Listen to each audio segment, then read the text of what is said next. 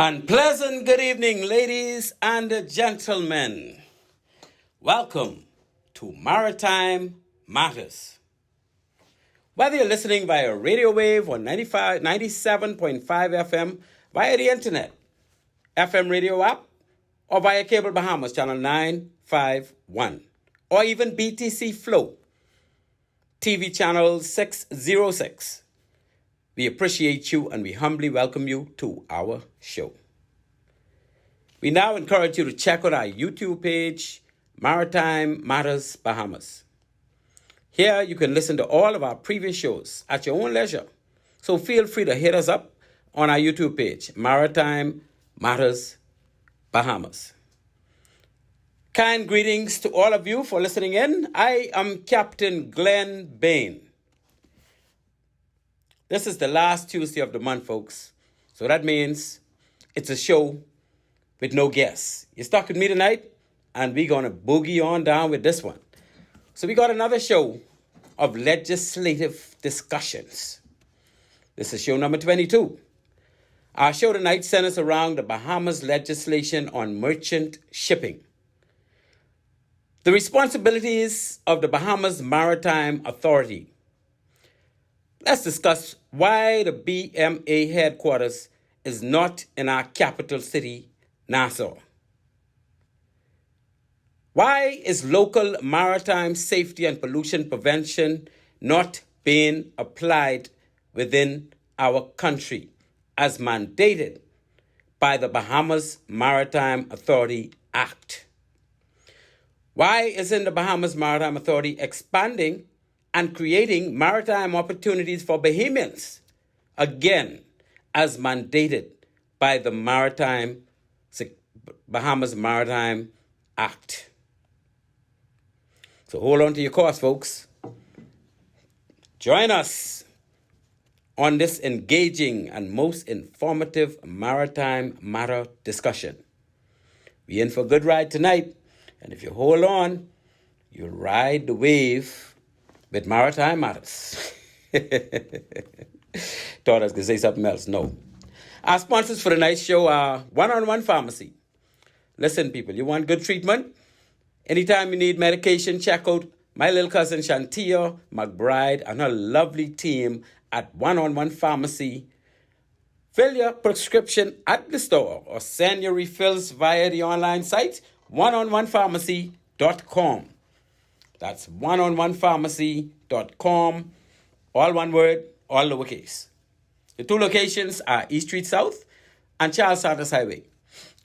When you walk in the door, you'll be treated with utmost royalty. You will feel warm and wanted. While you're there, say hello to my good cousin Stephanie, my Roll Avenue cousin. Lord, from we was little toddlers. And, of course, we've been moved over to Roll Avenue a little while now, but we still Roll Avenue people, eh? And let them know when you see my good cousin Stephanie or her daughter Shantia, let them know Maritime Matter sent you there. We are also sponsored by BMC. That's Bahamas Maritime Connection. Bahamas Maritime Connection provides a full slate of ISPS maritime security services. We do security assessments, we do security plans, we do security verification audits, we do security training, we do security consultancy, everything to do with maritime. Anything to do where big ships come into port in the Bahamas, that's what you call us for. We could handle the whole 9 yards. We also sponsored by Totally Secured Security. Totally Secured Security and Investigation Services. They are headquartered in 8 Mile Rock, Grand Bahama. For all your security guard duties or security investigation needs, please give my good buddy, Mr. Andrew Sturrup, a call at 819-8944. Andrew and a certified security team will see you straight. That's Totally Secured Security at 819-8944. To the listening audience out there, it would be remiss of me to go any further, not introduce my wonderful producer, ladies and gentlemen, I introduce to you the insatiable, the man of the hour, the man with all the power, the one and only Craig, the man with the plan, Gibson. Yes, and he's saying hello, people. The purpose of our show, Maritime Matters, is to highlight persons that made significant contributions to maritime in the Bahamas and to sensitize Bahamians of opportunities in the maritime sector. Halfway through the show, we will open the lines. Actually, we're going to open them very early tonight because we gonna be throwing some blows tonight, people. We'll be throwing some blows tonight. The number to call will be 326-8255. Again, the number to call when we open the lines very shortly will be 326-8255. Chime in on this conversation, or you can just call and say, hey, Glenn, buddy, what's happening? And you know, that'll make me feel like somebody there. So again, I want to highlight our standing maritime heroes.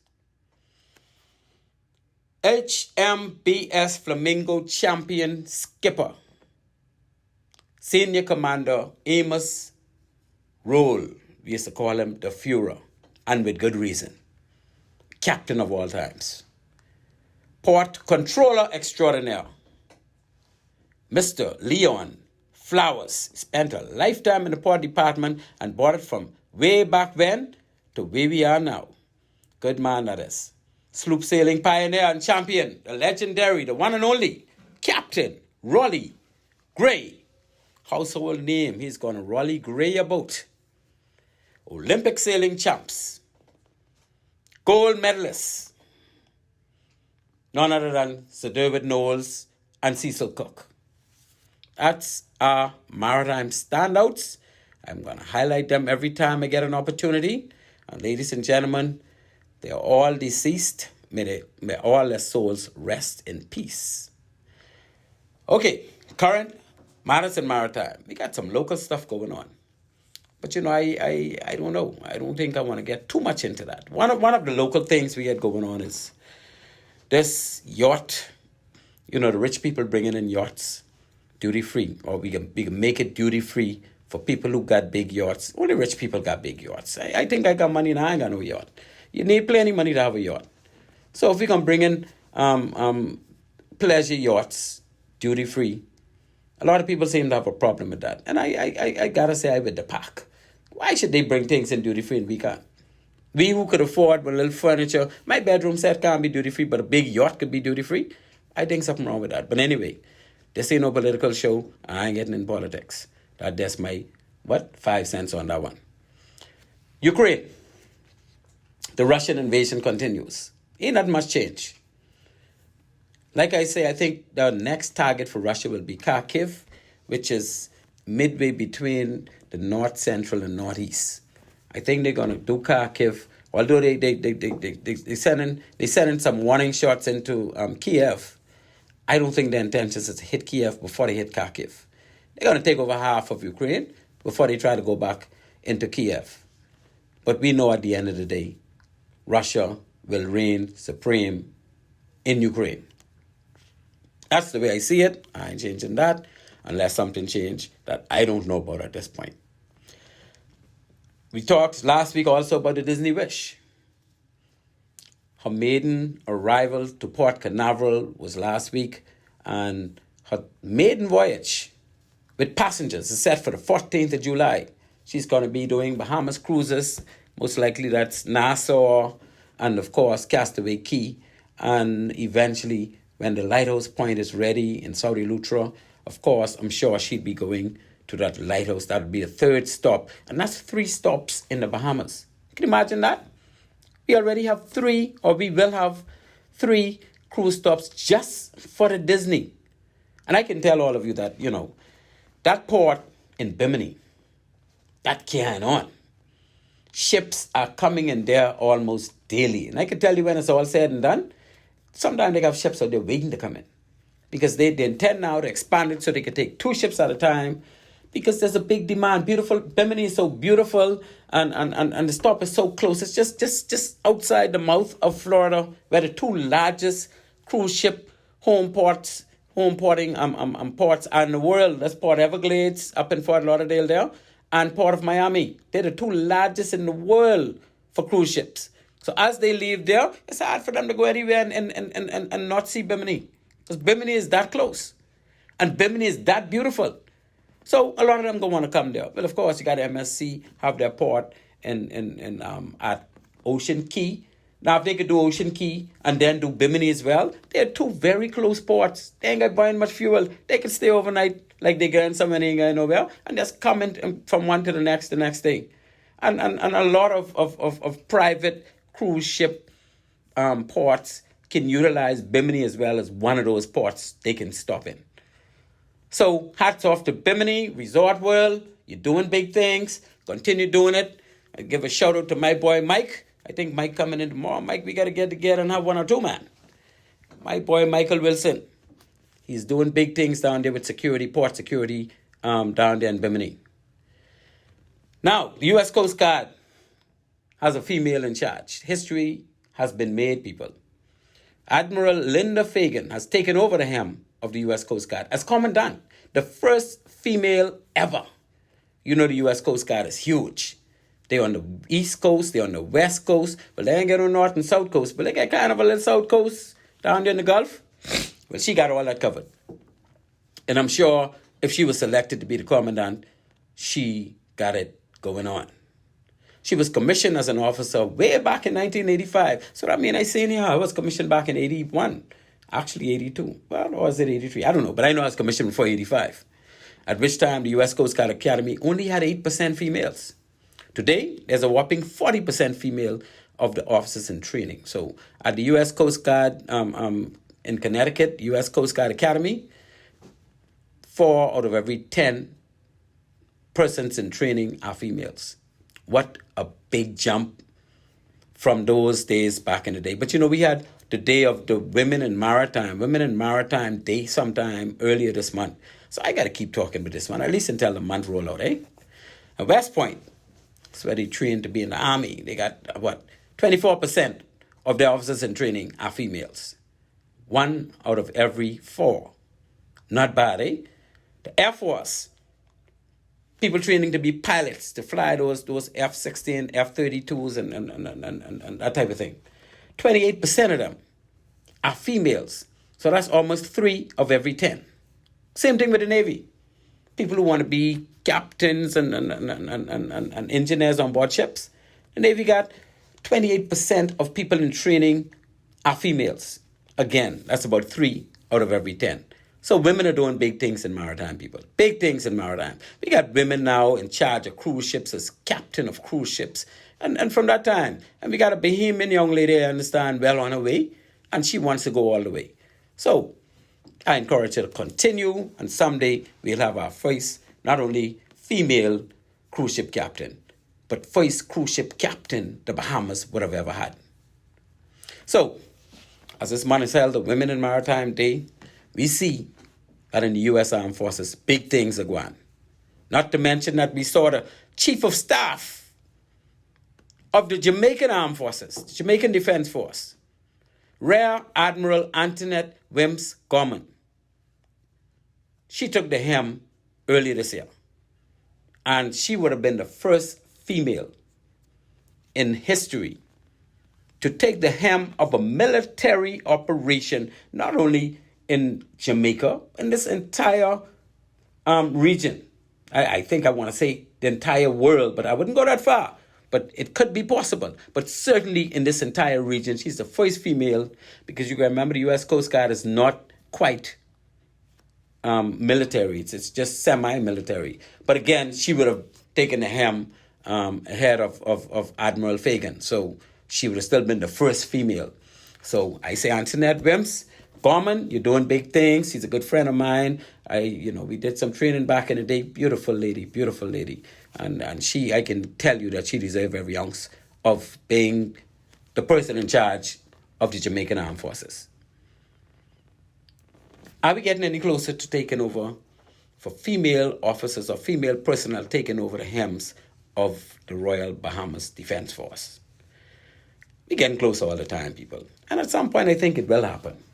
And maybe it wouldn't be in our lifetime, but I think at some point it will happen because, again, women are doing big things. You got quite a few Bahamian females who are wearing plenty rank, and they're poised. They're poised. Just need to see how the politics go and how things pan out in the end. But I believe that sometime soon a female will take over the helms of the Royal Bahamas Defence Force and maybe even the Royal Bahamas Police Force. We got a assistant commissioner now and two assistant commissioners, or as one a deputy. That's the police force. We've never seen two females up in the commissioner area of rank, I think, in the past. But we've seen it now. So, we don't know what will happen. We're talking maritime, people. You are listening to Maritime Matters. At this point, we move to our first break.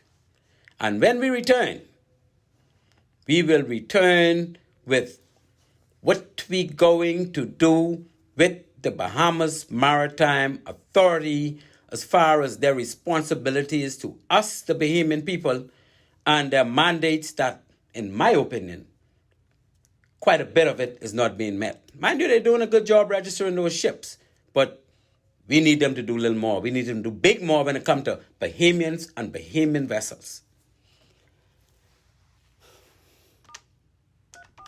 Ready to serve you. Visit us today for all your prescription and over-the-counter needs at our East Street South or Charles Sanders Highway location. We're open Monday through Saturday from 8 a.m. to 8 p.m. and from 9 to 4 on Sundays. In a rush? Send your refill scripts online at oneononepharmacy.com or ask about our convenient pickup service. One-on-One Pharmacy, providing personal health care with people at heart.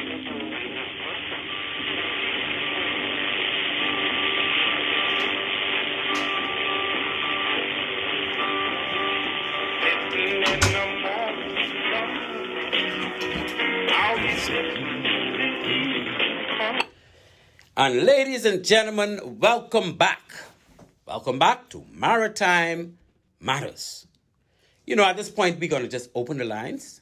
I'm going to open the lines early because I can start jumping on some stuff. And if you all don't slow me down, I'll forget to open the lines. The numbers to call, as I'm sure all of you know by now, 825. Look like I forget it. 825. 8268. 326-8255. That's it. 326-8255. I really should know it out of my head a couple of times by now. But the number to call tonight, ladies and gentlemen, whenever you're ready, because we're going to open the lines now, is 326-8255. We are talking tonight about the Bahamas Maritime Authority. We know them as the BMA. They came around in the mid-1990s.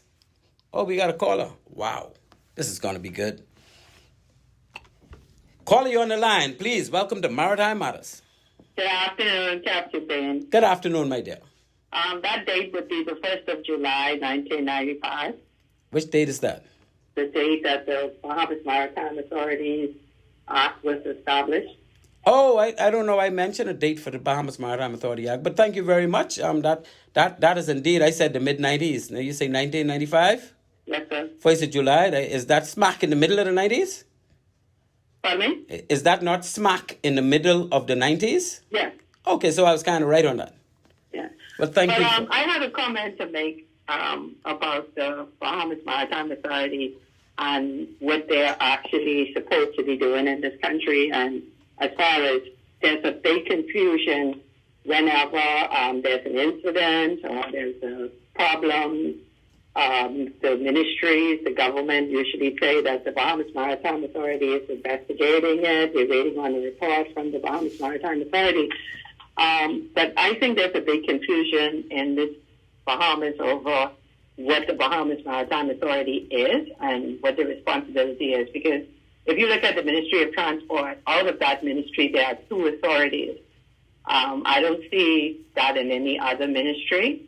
And then when you look at the Port Authority and the Bahamas Maritime Authority, people get confused as to who is responsible for what and who is supposed to be doing what. Yeah, but caller. I just wanted to point out that if you go to Bahamas Maritime Authority's website and you look at the definition for maritime affairs is directly referencing their product and the business that they do, which is registering ships. They are supposed to give advice to the minister as to the international community and the standards, and then she makes decisions as to what it is that she's going to apply. But people depend on the Bahamas Maritime Authority, and that has organically grown into them representing the Bahamas in maritime affairs. And so that's my comment. Yeah, caller, before you leave, let me just say that the Bahamas Maritime Authority came out of the belly of what they used to call the Maritime Affairs Department, right? Now, prior to 1995 and the years leading to that, when the Bahamas, the Maritime Affairs Department started to focus on registering ship, the Bahamas was very fortunate to have that merchant, that body, because they focus more on Bahamians getting licenses. They focus more on Bahamian vessels being registered under the Bahamas flag. Do you know that every single mail boat, and it's even in the Boat Registration Act under the Port Department, is saying that once, or in the merchant shipping, you say once a Bahamian-owned vessel is registered under the Boat Registration Act, they should be registered under the BMA, or, well, at that time, Maritime Affairs, would register them at no charge. And do you know that they changed that after the BMA came into play and started to charge Bahamian boat owners to register their small boats under the flag? And now they don't even register them at all because they don't want them on the flag? And I can tell you that the BMA is the custodians of the Merchant Shipping Act. And the Merchant Shipping Act require so much to be done locally in this country, and they don't pay attention to any of it. They cherry pick what they're going to do, and as far as they're concerned, they're only dealing with international ships trying to make money, and they're not checking for the Bahamas, and that is totally wrong. But I believe that the amendment that was recently passed in the House of Assembly has now made that a reality for them, that they don't have to make application because there's no less than 18 statements that the minister may make rules governing X, Y, and Z. So in the absence of that, it's just a wild west out there. We have tankers being sunk by yachts, and everybody's mute. Nobody can say what is to happen, how is it to happen, who's to investigate it, because the Merchant Shipping Act has been chopped into something that represents the ship registry only. No, the Merchant Shipping Act was not changed drastically to the extent where they're no longer responsible for being the custodians of all those things in the Merchant Shipping Act. They did not change the Merchant Shipping Act. It's not that they're not responsible. They say when it comes to a particular point, they say the minister may make a rule. And in the absence of her making a rule, like the yacht charters is a rule. So in the absence of her making a rule towards solid water management and all of the pollution problems, in the absence of her specifically making the rules, there's no governance, nothing to report. Yeah, but there's a lot of things. When it comes to governance of the waters. I agree with you fully. That's those things that came on stream later. I am talking about things that are embedded in the Merchant Shipping Act as far as dealing with the local non-SOLAS vessels in the Bahamas. Right. That is embedded. The minister may not make rules for that. That is embedded. If you're entertaining other people, but that was just my comment. Well, I'm so happy that you called, my dear, and your comment is well received. And I think you and I are on the same page. It's just that, one or two little things we need to tighten up on. So thank you so much. Yeah, that call is right on the ball. I mean, the BMA is trying to get away from all of the local responsibilities. And I think part of the problem is the fact that the BMA headquarters is situated in London. Why is the BMA headquarters, the Bahamas Maritime Authority, responsible for registering ship under our flag? Why is that not based here in Nassau, Bahamas? I think I can tell you why, but I don't want to go on what I think. The fact is that it is in London. The fact is that it can be here in Nassau. Because with technology today, you can leave a 2 or 3 people to be attending IMO meetings at the IMO every other week, like they attend every second week. The IMO have a session. We have somebody from the BMA required to be there, which is fine. But you can leave 2 people there to deal with that, right? Everybody else can be relocated to Nassau. All the money, the thousands of dollars a week they're spending on office space in the middle of London, they could be saving half of that. That's wasted money as far as I'm concerned. Do you know that every time a ship is registered, and the London office registers most of the ships, that ship has to get legal representation to register the mortgage, to register the ship. And you know where they're getting all the jobs, or who getting all the jobs from those legal representations? Companies in London. But if they relocate to the Bahamas, those jobs will then go to our local legal offices and stuff in the Bahamas. In addition to that, if they were to relocate to the Bahamas with their technical team, more Bahamians can get involved. They have absolutely, I don't think they have no Bahamians in as far as being assistant directors or certified in the technical field, other than those at the lower level that are assisting. But those who are running that technical department, there's about 3 or 4 of them. There's always been about 4 of them. We've had very few. I was in a part of the technical department at one time. Dwayne Hutchinson, who's now my good friend, of course, who's now the director of the BMA, the managing director, he was in the technical area for many, many years.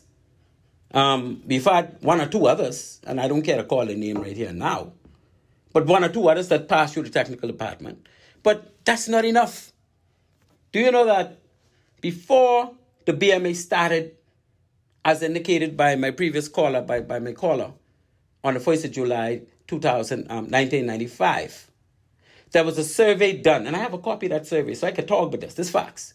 A survey was done, and I met one of the men who did the survey, because he was the chairman, or he was in charge of the Maritime Authority in Cayman Islands. And when I went to some of the port state meetings, he told me, I did the survey, and I got a copy of it. And it said that when the BMA starts, the BMA should identify 3 Bahamians, certify them, and allow them to understudy the areas in the technical field of the BMA. Because if you read the BMA Act, it tells you that the BMA is to have a director, and it goes on to say deputy directors and what areas? Licensing and inspection, investigations, that's 2, maritime affairs, that's 3, and registration, that's 4. So those 4 areas, they were saying, we don't have Bahamians who could run it initially, but identify 3 Bahamians, and they're not talking about registration, of course, because that's not really a technical area. Find 3 Bahamians to understudy the deputy director in licensing and inspection, investigations, and maritime affairs. And of course, Dwayne Hutchinson eventually understudied as assistant director, the deputy director for license and inspection. And I think he did a little investigations. And at some point, he did some maritime affairs. So he was the only Bahamian. They didn't get 3.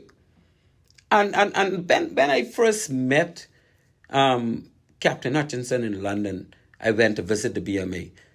They didn't have him in none of these areas, although he was a certified master mariner. He was just sitting around, and they just pushing him and shoving him in corners and not giving him an opportunity. Only eventually he was able to be exposed to those opportunities. And of course, he had the ability to move on and become, right now, he's the managing director of the Bahamas Maritime Authority. But why is it that we don't have 10 people at the level of deputy directors today? Because we're talking from back in 1995, people. This is how the foreigners keep us out. And when I say the foreigners keep us out, I blame the foreigners, because I would hate to think that a Bahamian didn't want to see Bahamians move into that area and rise. Because there's myself, I was able to move on in maritime and do very well financially and assist other people. And I know maritime very well based on, well, not only my time in the BMA, but also my time as a ship relief captain for an international ship and a ship manager for 2 ships. That's where I really learned about what maritime is really all about. And even that was after, while I was deputy port controller, I was able to get on a course to the IMO or IMA, the International Maritime Academy in Italy. That's up in the northeast section of Italy. And I was there for 9 weeks. And we painstakingly went through each and every single IMO convention. That's how I get to know about IMO and the conventions and how they apply, what they're supposed to be doing. And with that information and me going and getting a commercial certification, because coming out of the Defense Force, I had no certification to drive a commercial ship. I got a commercial certification to be a captain of a 3,000 gross ton ship or second mate unlimited. And that only happened by me pushing and, buddy, provide these up. The BDF, the BMA, is supposed to be providing expanding opportunities for Bahamians in maritime, right? If they were to come to the Bahamas and set up office here, we can immediately have more port state inspectors. Immediately we could take on, how many students we had pass through SUNY Maritime and Cal Maritime, and these people are poised to come and be ship inspectors. They just need a little bit of training because it ain't nothing difficult about doing these things. If you have a little bit of background on shipping or if you have a degree in marine transportation and all the rest of that stuff, we have enough to get that done. But there has to be a will, and that will has to come from the top. The BMA is not going to do it on their own. And most of the chairmen, they don't understand nothing but maritime. They just, they hold in the seat. But they don't really understand the details of maritime. And they don't understand what the BMA is not doing that they should be doing to cause Bahamians to move forward and get better positions in the BMA so that they will get that exposure, so that they can even leave. Think about the ship inspectors. The BMA is responsible for almost 300 ship inspectors worldwide. You know what those ship inspectors do? They inspect those over 1,500 Bahamian ships every year. They have to go through a very detailed inspection. I've done a couple of them, so I can tell you. And it ain't no big deal once you get the training for it. But it starts from people who are port state inspectors. That's where it starts. So if you get one port state inspector in this country from the time when I took over from Captain Colum Leggett, who was the first port state inspector, and he was British. There was only one, and I told him, you need 10. Give me 12. Give me 10. Give me 12. Let me start training up some people. They didn't like that either, because if they bring them in, then they got to pay them. They ain't trying to pay no Bahamians. They ain't trying to expand opportunities for Bahamians. The Royal Bahamas Defense Force is loaded with talent. You hear me? Loaded. And let me tell you something what happened. Because I can talk what I know. While I was at the BMA, we had Mr. John Mervyn Jones was the director. Very good man. He and I didn't part on good terms, but I can tell you he was a very good man. And he cared a little compared to everybody else who was the director or managing director of the BMA. He cared a little.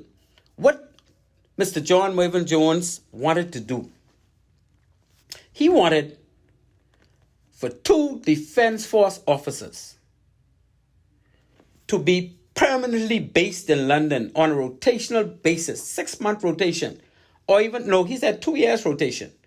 So he would have 2 Defense Force officers who understand, so you could be engineer or deck. They would come into the London office and they would work along with the deputy directors under licensing and inspection, investigations, but they didn't have to do maritime affairs, right? And these 2 would learn. Because what happens, and I've been over there and I worked in the London office a couple of times, when somebody would have taken vacation and whatnot, they would bring me over. And what they had me doing, because, I'm not a seriously qualified mariner like some of them may have been, because I never got the opportunity they had. It ain't nothing I could do, nothing I couldn't do. But I just didn't have that opportunity. But what they had me doing is they had me going over all of those annual inspections that those almost 300 inspectors sprinkled all over the world. Because once you get a ship registered under the BMA, according to where your ship is, you could use any inspector on the list of those 280 plus inspectors, right? And when that inspection is done, you got to forward that to the BMA. They would go through it, and if they have anything to take up with the ship owner, they'll deal with the ship owner because they don't want those ships to be lax when it comes to keeping their compliance with all IMO regulations, right? So my job was to go through those inspections, and they were coming in fast and furious. I can tell you, because ships have different anniversary dates, yeah, when they came on the register. So your anniversary date is the date. You have 3 months around that date to have that annual inspection done. And I can tell you that they were coming in by the tens on a daily basis that I was going through. And in addition to that, all of our ships have to be surveyed every single year under the harmonized system of surveys, right? They have to be surveyed by a classification society. And once the survey is done, the classification society would identify what you call conditions of class and memorandums and whatnot. And those conditions of class mean something is wrong, it needs to be followed up. And those things would come to the BMA because they are obligated to send the BMA a copy of their inspection report. And again, I was going through those type things, right? So once you start going through inspection reports and survey reports, you get to understand what people are looking for on these ships, especially if you're working with port state inspection. Because when you're working with port state inspection, you're going on a ship. You're actually going to apply all of the IMO conventions and codes and circulars and memoranda. You're applying all of those to that ship, that apply to that ship, according to what type of ship it is, of course. And anything that is off or not in conformity with that ship as an inspector would be a deficiency, and a deficiency that needs to be followed up.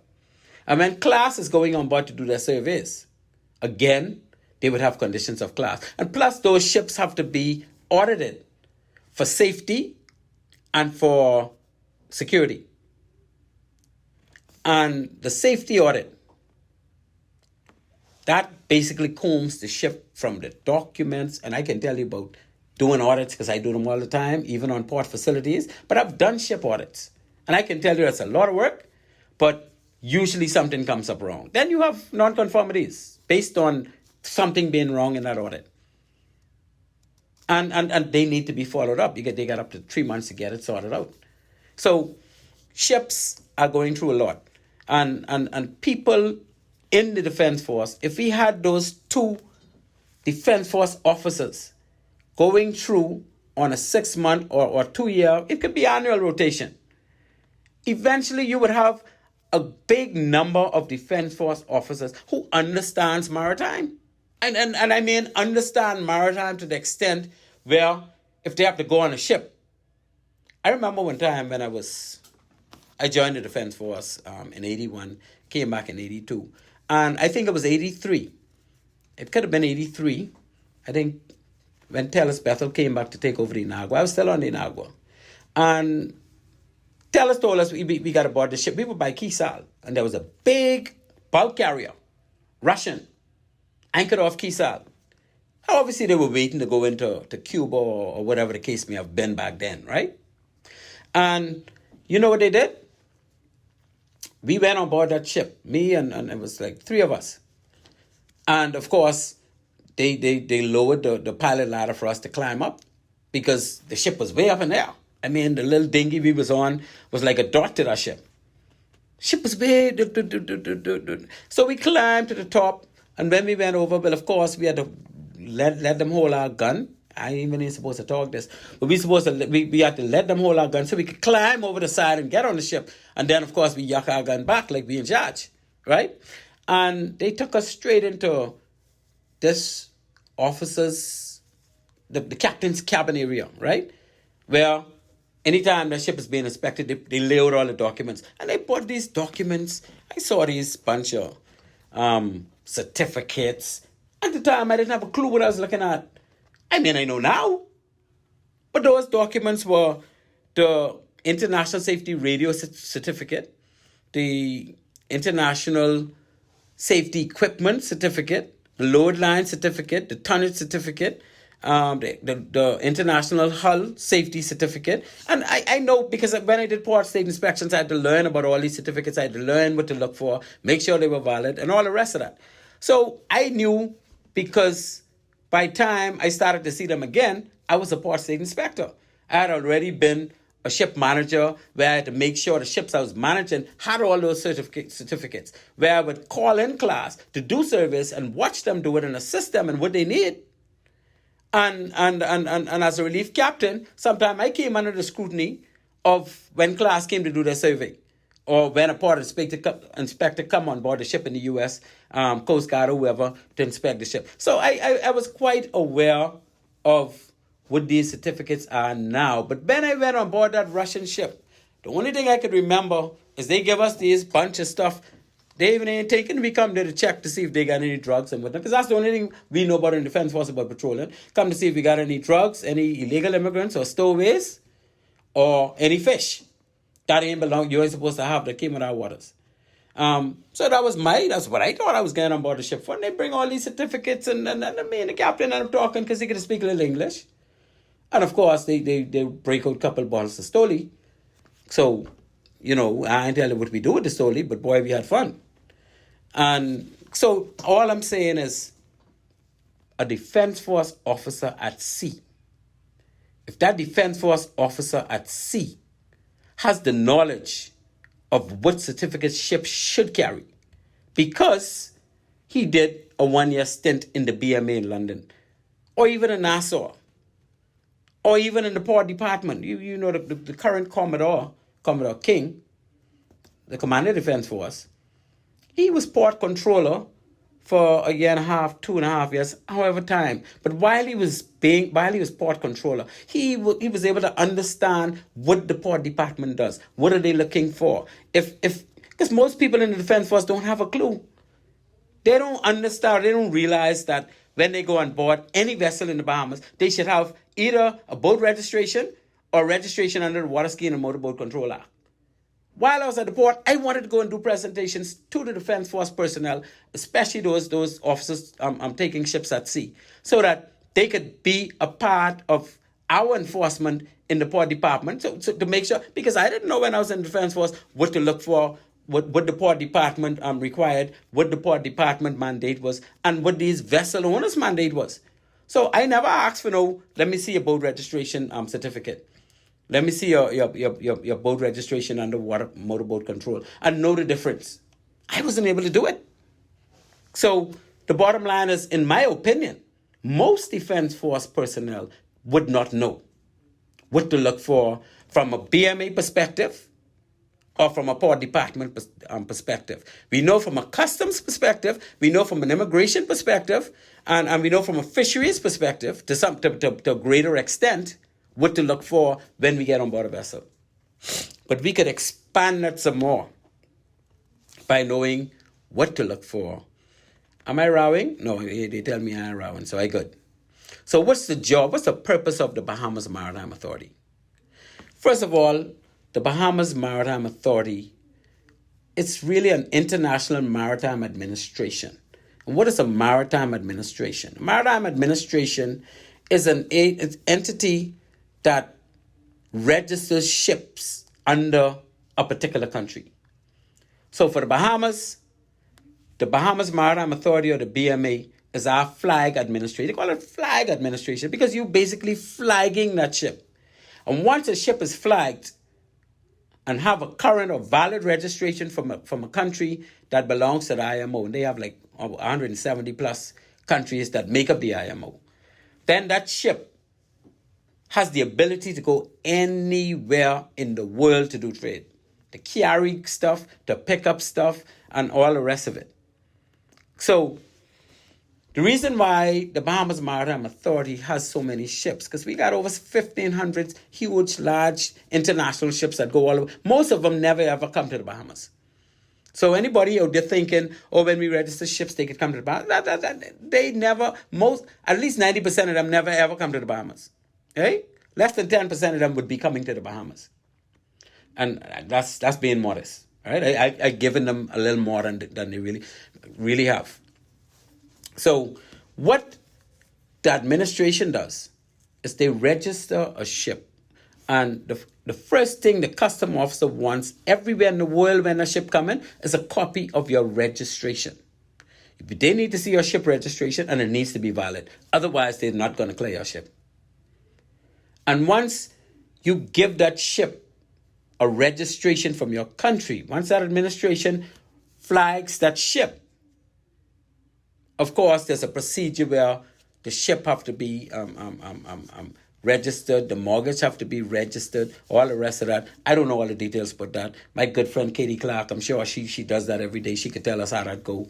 The former registrar for Bahamian ships in Nassau, Mrs. Irma Ramming Maki, she would be able to tell you all the details about that. And that ain't that important. The bottom line is they make shit happen, right? They bring the ship on the flag. Now, once the ship on the flag, the technical department takes over.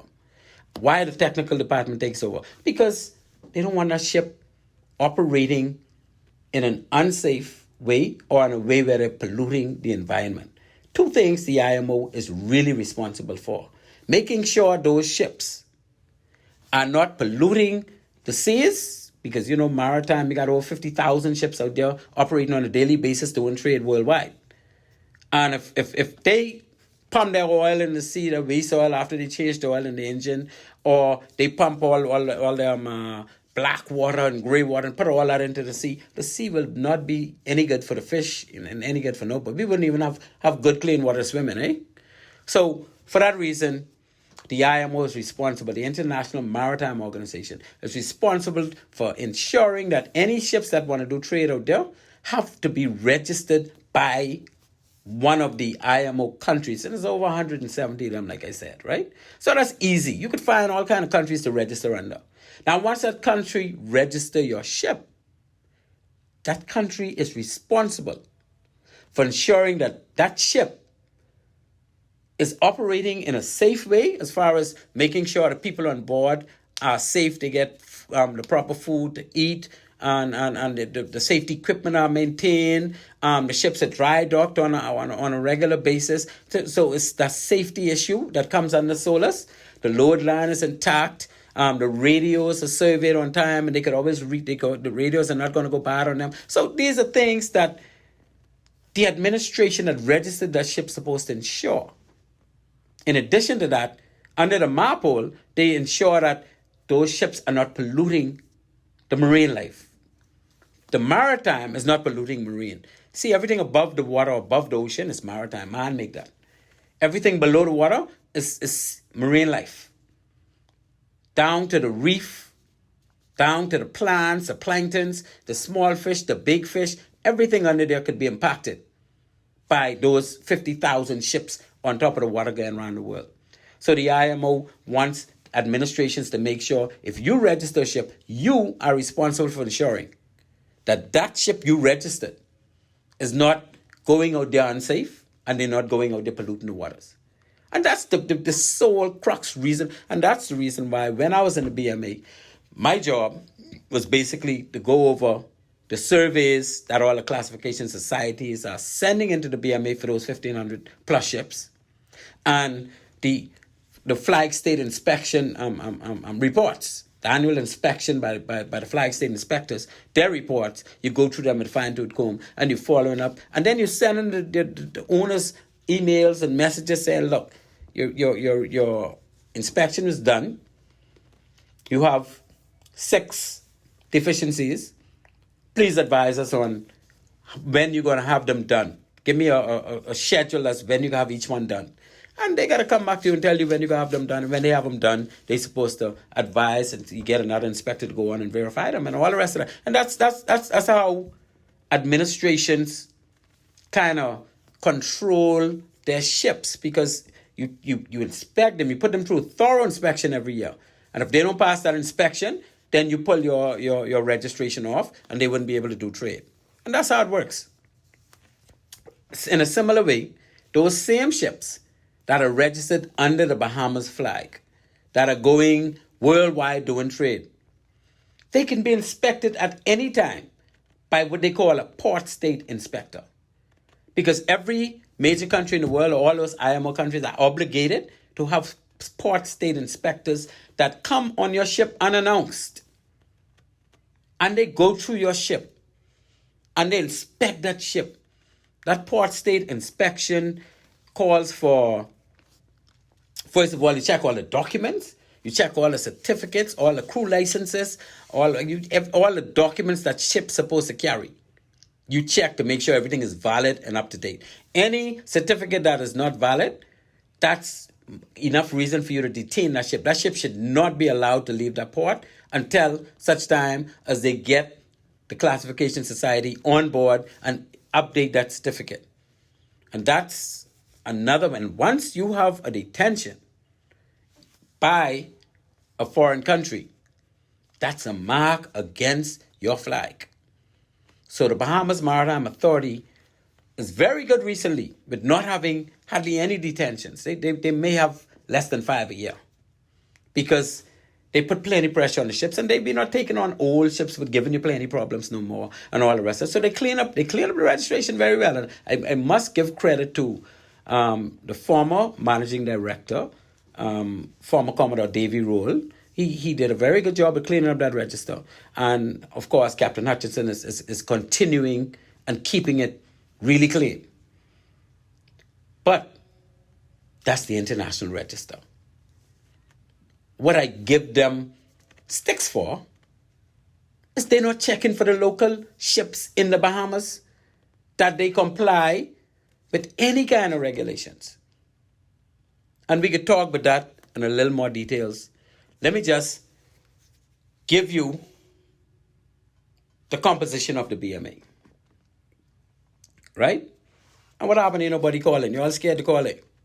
Man, look here, feel free to call, because, there's a calling-in show now. You all won't let me. I can talk all night because I got plenty to talk about. I got a long list. I only halfway through yet. But anyway, the composition of the BM, well, of course, the Minister of Transport is always overall in charge. And you would have heard my caller, the caller that called, the one caller that called so far. We would have heard that caller indicate that under the Ministry of Transport, there are two. Did she say boards? I don't think she said boards, right? But she said there are two authorities. And, I beg to differ, because I think under the Ministry of Transport, there's also an authority for road traffic. There may also be an authority for the post office. And when aviation was under that, there was an authority for aviation, civil aviation as well. So, there are a lot of authorities, but the authorities for maritime comes under the Ministry of Transport. And there are only two authorities. Well, there's the Port Authorities Act, which calls for the Port Authority Board. And then there's the Maritime Authority Act, which calls for the Maritime Authority Board. And if you read the Act, it will tell you that the person selected for those boards supposed to be people who knows maritime. And then they go on to say, and people from the community. But in my view, not many people who knows maritime are being appointed to these boards. I mean, why? It's all politics. This ain't no political show, so it is what it is. One day, I hope that has changed, right? But for now, it is what it is.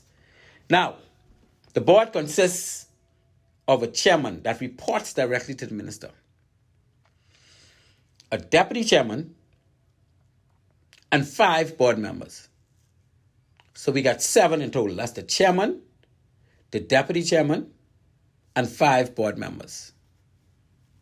That makes up the constitution of the Bahamas Maritime Authority Board. And their job is to oversee, I want to say the department, but their job is to oversee the Bahamas Maritime Authority administration. They don't wake in the authority, but they have meetings and they go through the books and they challenge, because the director or the managing director of the BMA is an ex officio member of the board. He can't vote, but he is supposed to be at all the meetings, and he answers to whatever because quite technically he reports to that board. His job is to report to that board. So if he's supposed to report to the board, but ain't nobody on the board know what he's supposed to be doing, so how the board can know if he getting wrong or not? Good question, I know. But it is what it is. So the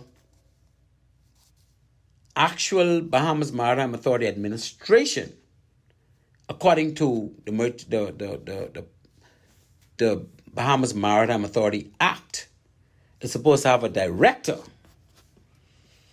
In addition to that director, it should have deputy directors. And according to that act, the deputy directors are in 4 categories: licensing and inspection, investigations, maritime affairs, and last but not least, registration.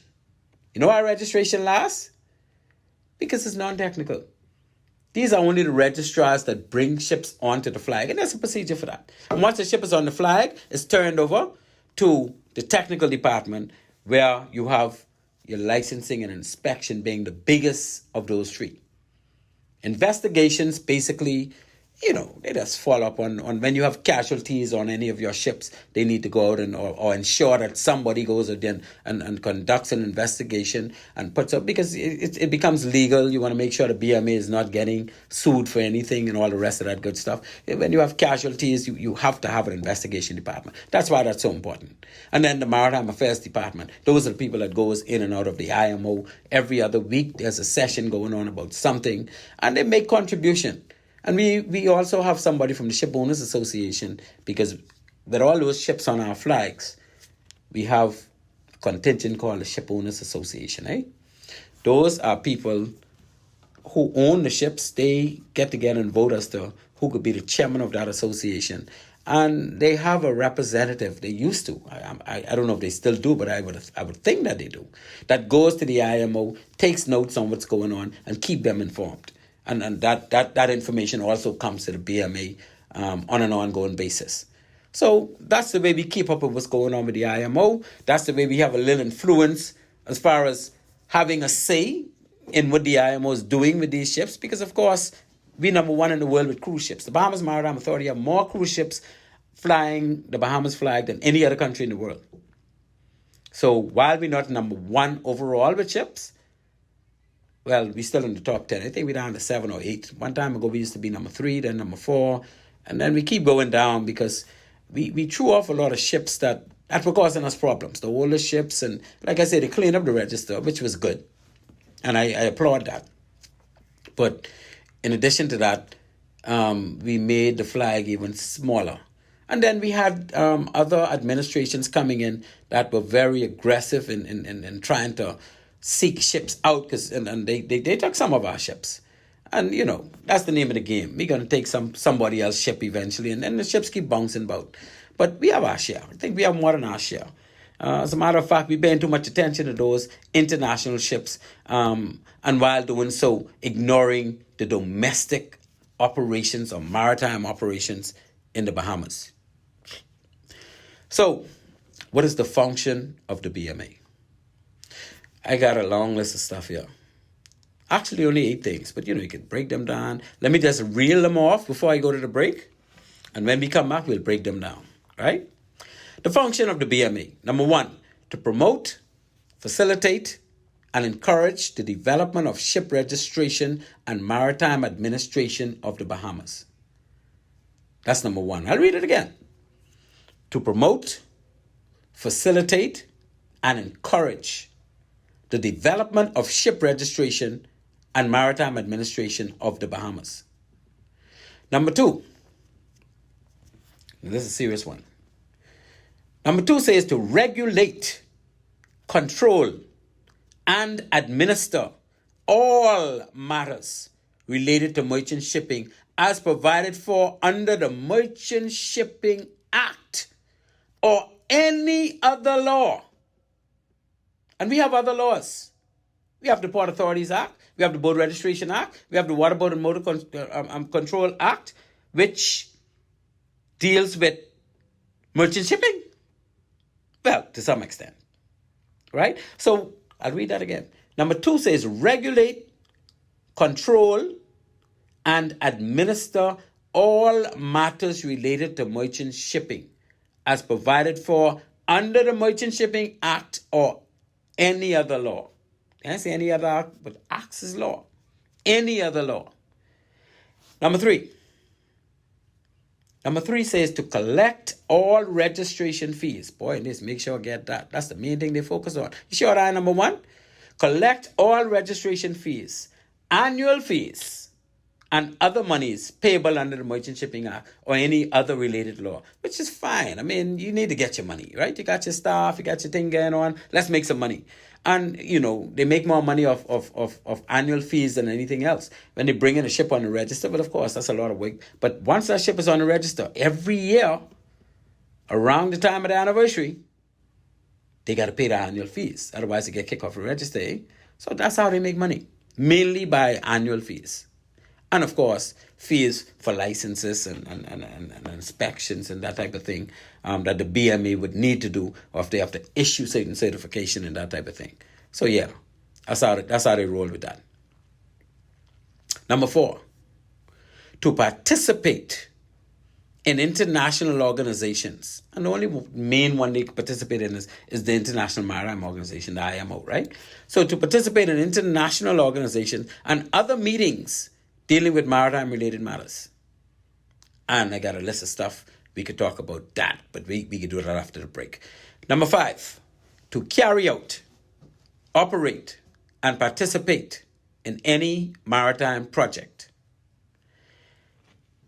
Number 6, to assist in the development of the maritime industry of the Bahamas. To assist in the development. So, while any maritime development is being going on, the BMA has an obligation by its act to assist in that development. And that could be a lot of things. We could talk about that in a minute. 7, and that's the big cheese. But they got it so far down. But you know, it's still big cheese as far as I'm concerned. To expand and create maritime employment opportunities for Bahamians. And I can say that one a couple times, right?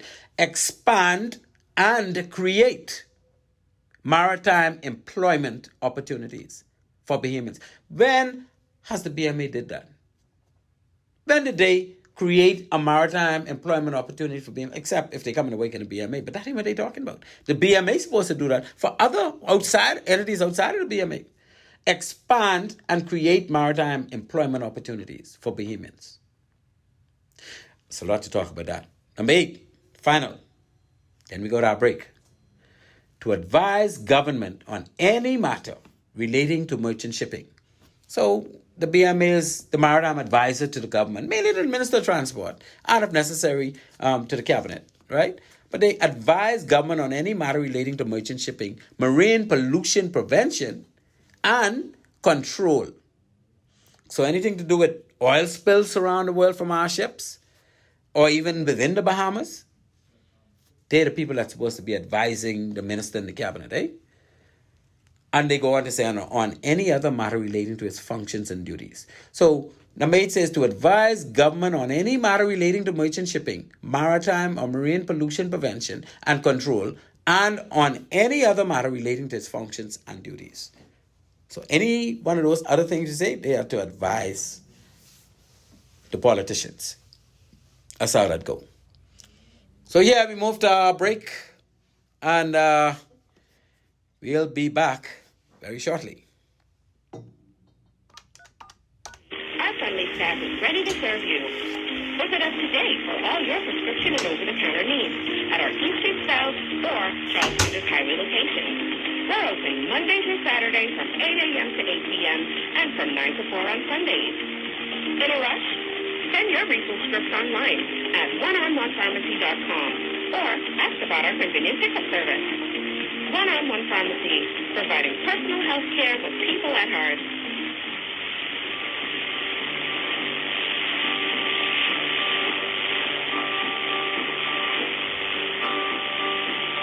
In the morning, now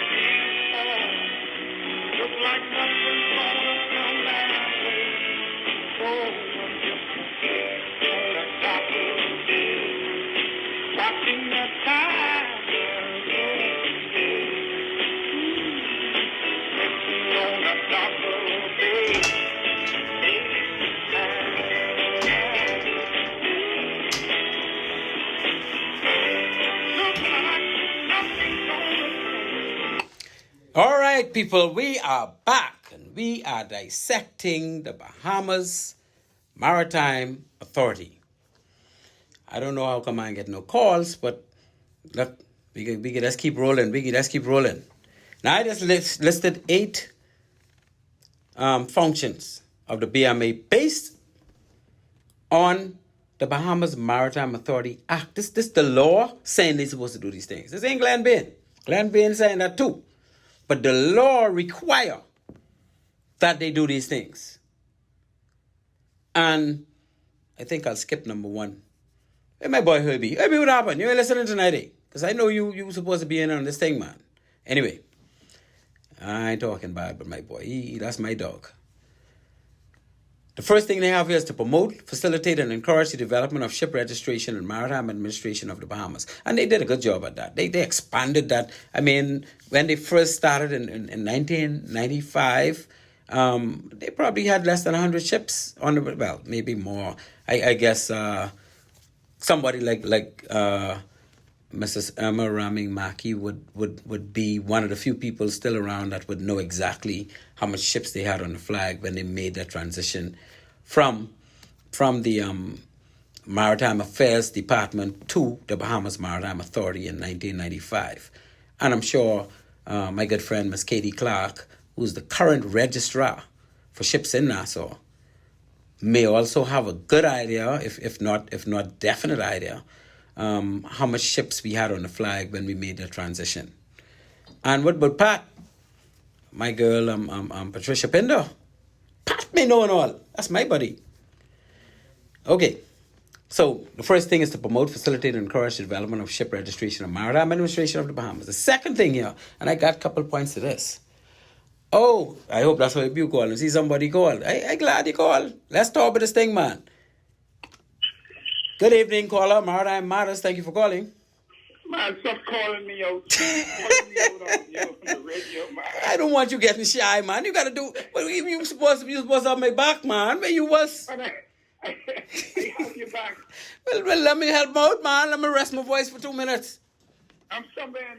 I'm in the middle, though. I'm in the middle, and so I can speak from the middle. Well, man, just speak from the middle. Yeah.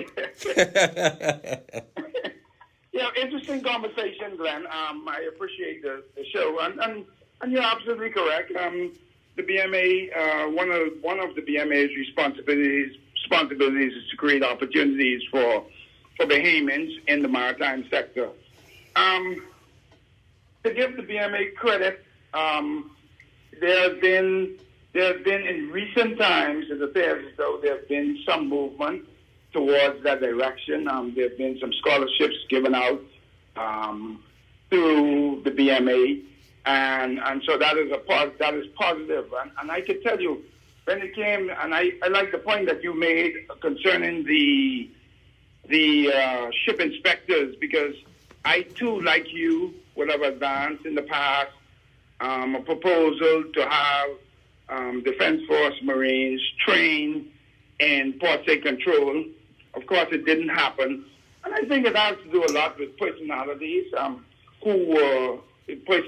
people who were in charge of the BMA at different times, and that's what retarded the progress. And so now that we have a new director of the BMA in the person of Dwayne, I hope that Dwayne will be a little bit more receptive to moving this whole thing forward. I am aware that there are communication and talks right now with the Port Department concerning some of the things that you will have discussed, and so I hope that this will be a new opportunity will emerge under the new leadership of the BMA. But yes, you're absolutely correct that we've had in the past lots of opportunities to advance Bahamians in the maritime space. We have missed some of those opportunities, but hopefully all hope is not lost. Yeah, Herbie, let me ask you, as far as ship inspections are concerned, we can obviously expand the port state inspection regime up from 1 to 10 or so. But what about people like yourself and Theo Devaney? you guys, you go around inspecting international ships under the Bahamas flag for the annual inspections. So why is it that you think only two? Is there any? Is it only you two? Any other Bahamians have that other than myself? Because I never gave mine up, although I didn't go about and pursue it. We had some issues. But is there, other than us three, is there any other Bahamian that you're aware of that is certified to carry out inspection, the annual inspection on Bahamian ships?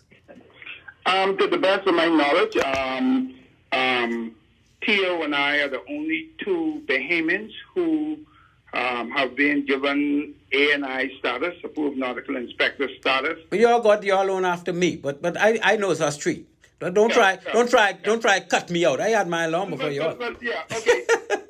Forgive me for that. But my jurisdiction extends as far south as Guyana, and yes, there are opportunities for Bahamians to qualify themselves, and the approved nautical inspector, he not only inspects ships, he issues certifications on behalf of the BMA, certificates to ships, anchors, whatever ship is flagged with the BMA, and once it falls within, even offshore platforms, even ships that oil rigs and oil rigs and platforms, drill vessels and the like.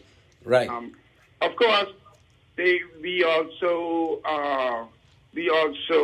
revoke certifications on behalf of the BMA. So definitely. If a ship is not conforming to the safety standard or there is issues with that ship, the BMA may say, okay, we want you to go on board and remove all BMA certificates from that ship, which makes that ship unable to trade internationally under the BMA flag. And so yeah, but there's opportunities for Bahamians. In my opinion, there's opportunities for more Bahamians to be able to do it.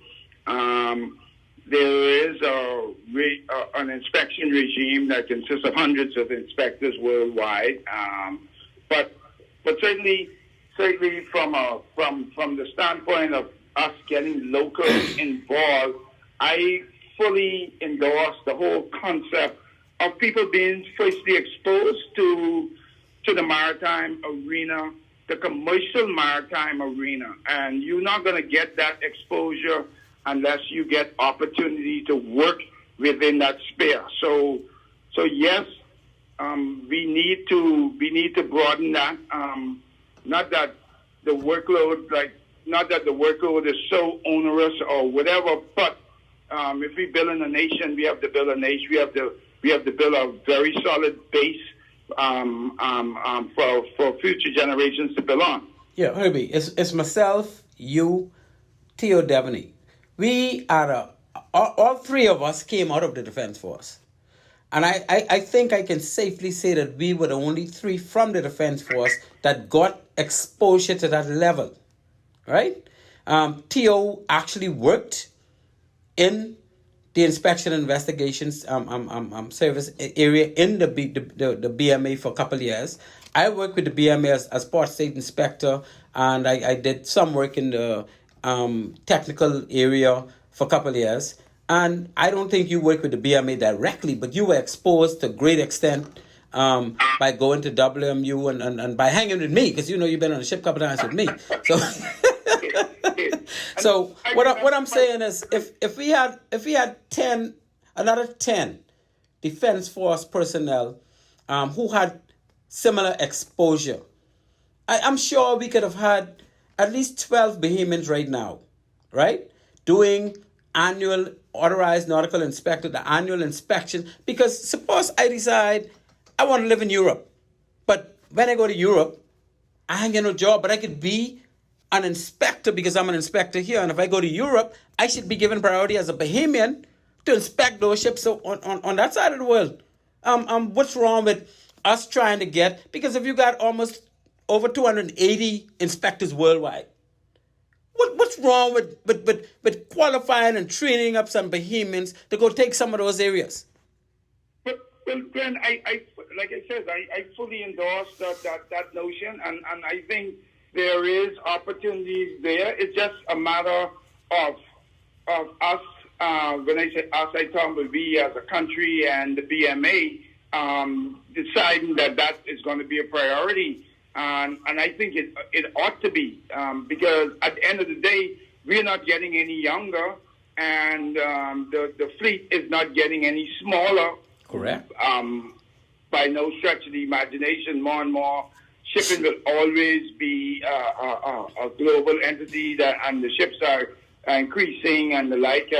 So yeah, I think there's opportunities there, and I think we just have to put in place a regime, and we have to be serious about it as a country, and the BMA and the Port Department and all the maritime-related entities within this country, and we have to plan. We have to determine where we want to go.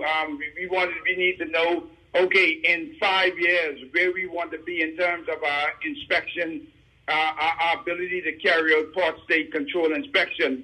The international requirement is 15% of your international, the tonnage that comes into your territory that you should be able to inspect. We don't meet that.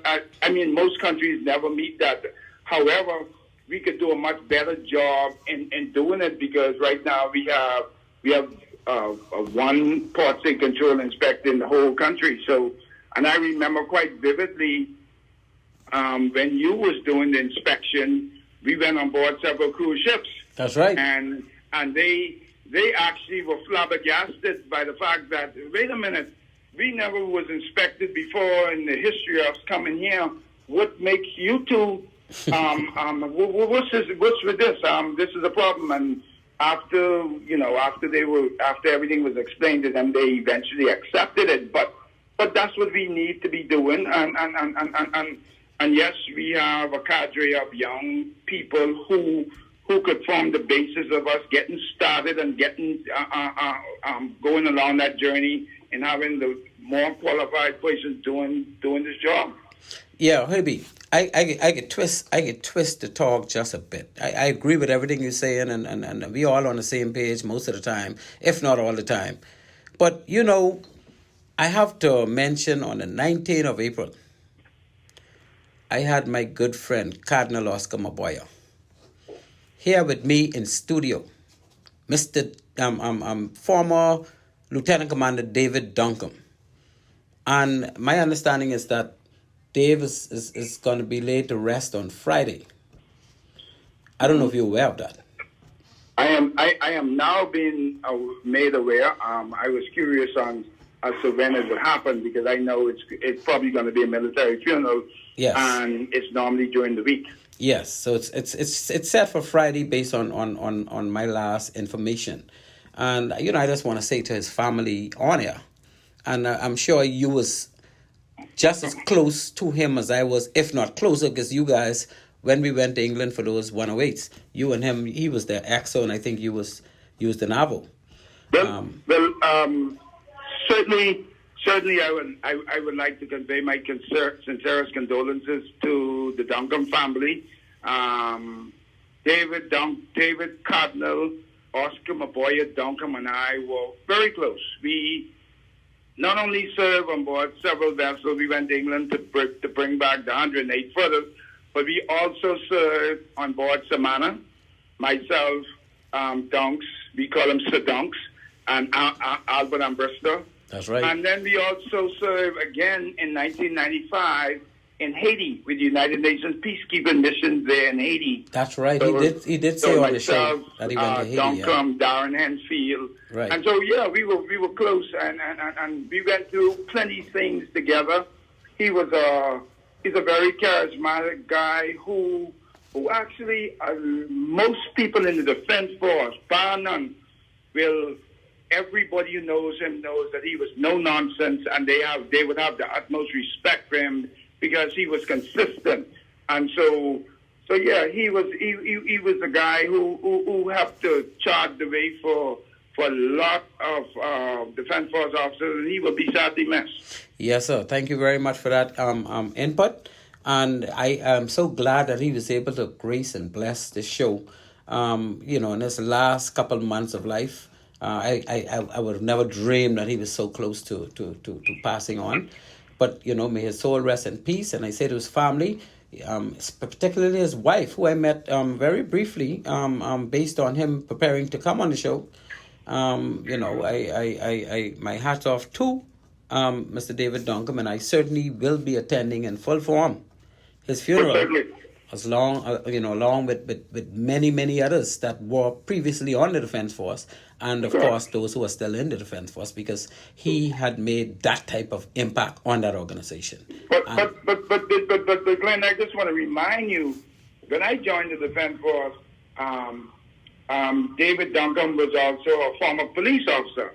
If I remember correctly, his number was Corporal 60 Duncombe. If I had, and I'm sure that I have it right. So not only the Defense Force, he was also part of the police department, the police force as well. So there's a lot of people who would have been touched by his presence here on Earth, and I'm sure that he will be greatly missed. I agree. Thank you very much, my friend. Thanks for calling the show as usual. You had basically the last you chewed up the last couple of minutes. I didn't expect you to take all my time, but we could be back with this BMA talks. There's a lot I didn't get to. There's a lot to finish up. I love the fact that we are firstly discussing it, and I hope to see the day when we can sit down.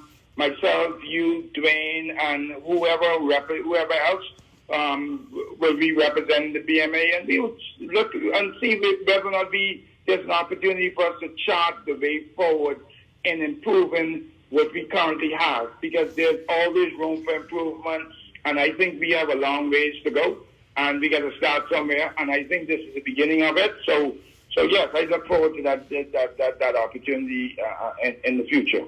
Thank you so much for your contribution, my friend, and you continue to take care, and we shall keep in touch. Indeed. Roger. That's my good friend Herbie Bain. He never lets me down, and boy, he pulled through one more time. Ladies and gentlemen, we are about to close out. So just before we do so, I gotta again re-announce my sponsors who keeping me and the show going. One-on-One Pharmacy. Again, they're located on East Street South on Charles Sanders Highway. My little cousin Shantia McBride and a good team of people, and my good cousin, her mummy Stephanie Cooper. They keeping things ticking. So you want good treatment, any medication needs you have, One-on-One Pharmacy. And again, we got Bahamas Maritime Connection. We provide you a full slate of ISPS maritime services. And thirdly, we got totally secured security and investigation services. That's my good friend, my dog, Andrew Stirrup. We like to hang out and have a few every now and then. The number to call is 819-8944, based in 8 Mile Rock, Grand Bahama. That's totally secured security. You need security guards. You need security investigations. You need security guidance. You need somebody to take charge of somebody else who is taking advantage of somebody beating you up. You need someone to get them back. Call Andrew Stirrup. He will sort them out. Again, totally secure security. 819-8944. I see that we have no more calls. I wouldn't be able to finish this agenda because there's so much that it didn't cover. Look forward to covering it probably the end of next month, because we do this only the last Tuesday of every month. So ladies and gentlemen, thank you for tuning in to Maritime Matters. And at that, we are out.